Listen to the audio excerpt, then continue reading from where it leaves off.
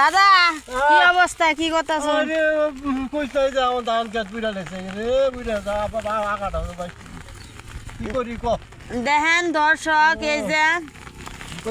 এই যে দেখেন এমন দাদার মতো সবাই মনে করেন যে এই যে ধান ক্ষেত সব পানিতে বুড়ে লাইছে। তারপরে এই যে এখানে কিন্তু ওইখানে একটা খাল ছিল, খালটা কিন্তু এখন আর নাই।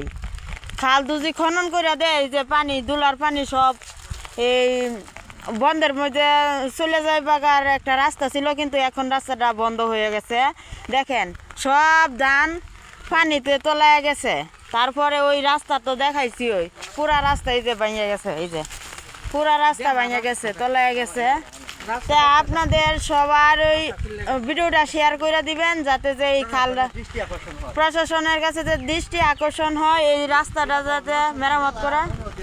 নরসিংদী জেলা মনোহরদী থানা, লেবুতলা ইউনিয়ন, লেবুতলা ধুলোফার গ্রাম। ঠিক আছে, দেখেন কি অবস্থা।